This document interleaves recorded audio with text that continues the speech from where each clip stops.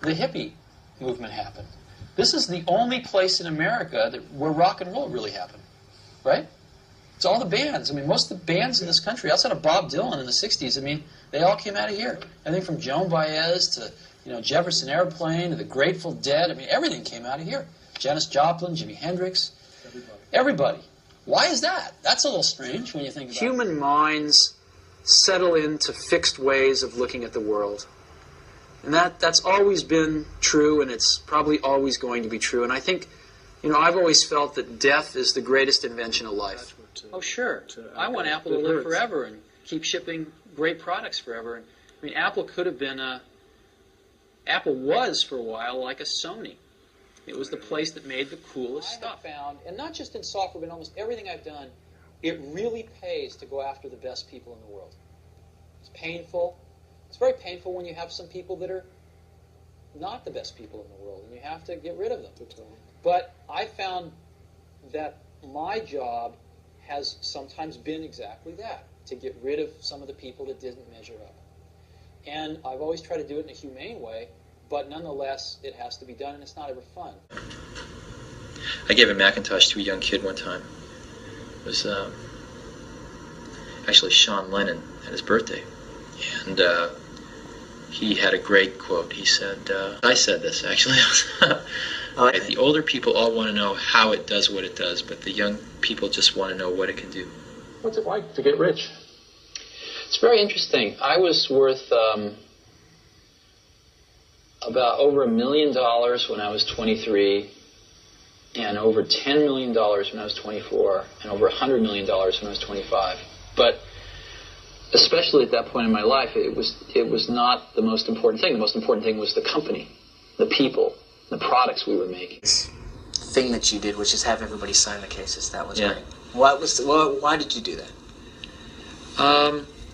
Because the people that worked on it consider themselves, and I certainly consider them, artists. These are the people that under different circumstances would be painters and poets, but because of the time that we live in, this new medium has appeared in which to express oneself to one's fellow species, and that's a medium of computing. And so a lot of people that would have been artists and scientists have gone into this field to express their feeling. And so it seemed like the right thing to do. When you grow up, you tend to get told that the world is the way it is, and your life is just to live your life inside the world, try not to bash into the walls too much, try to have a nice family life, have fun, save a little money. That's a very limited life. Life can be much broader once you discover one simple fact, and that is everything around you that you call life was made up by people that were no smarter than you. And you can change it. You can influence it. You can build your own things that other people can use. And the minute that you understand that you can poke life and actually something will, if you push in, something will pop out the other side, that you can change it, you can mold it. That's maybe the most important thing. Erroneous notion that life is there and you're just going to live in it, versus embrace it, change it, improve it, make your mark upon it. I think of most things in life as either a Bob Dylan or a Beatles song. But there's that one line in that one Beatles song, you and I have memories longer than the road that stretches out ahead. And that's clearly true here. Well, you know what? I think we should end it there. The art of those commercials is not to be mean, but it's actually for the guys to like each other.